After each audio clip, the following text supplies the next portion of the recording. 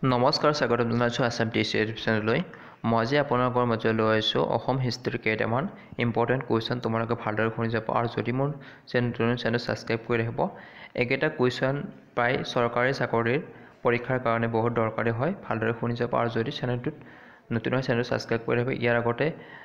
দুটা পাৰ্ট দিছোঁ যদি চোৱা নাই চাই ল'ব কুৱেশ্যন নম্বৰ 21 কোচ বংশৰ প্ৰতিষ্ঠাতা কোন উত্তৰ বিশ্বসিংহ 22 ডিমাপুৰৰ পুৰণি নাম কি উত্তৰ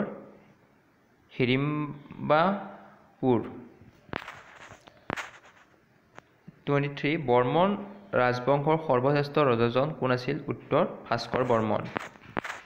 24 দুৰ্লভ নাৰায়ণে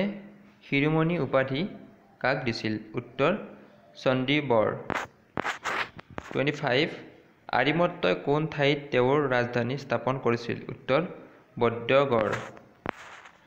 26 ৰজা নীলাম্বৰৰ মন্ত্ৰী কোন আছিল উত্তৰ শশীপাত্ৰ 27 কামৰূপ নগৰৰ পৰা কোনে কমতাপুৰলৈ ৰাজধানী তুলি নিছিল উত্তৰ সন্ধ্যা 28 পিছলাপৰীয়া ৰণ কাৰ কাৰ মাজত সংঘটিত হৈছিল উত্তৰ কোচ আৰু আহোমৰ মাজত 29 গোসাই কমল আলি কোনে সজাইছিল উত্তৰ নৰনাৰায়ণ 30 চুকাফাই প্ৰথমে ক'ত ৰাজধানী পাতিছিল উত্তৰ চৰাইদেউত আজিৰ পাঠত ইমানখিনি আছিল নেক্সট মই আৰু বাকীখিনি দি যাম তোমালোকে চেনেলটো ছাবস্ক্ৰাইব কৰি ৰাখিবলৈ আশা কৰি ইমানতে সমাপ্ত কৰিছোঁ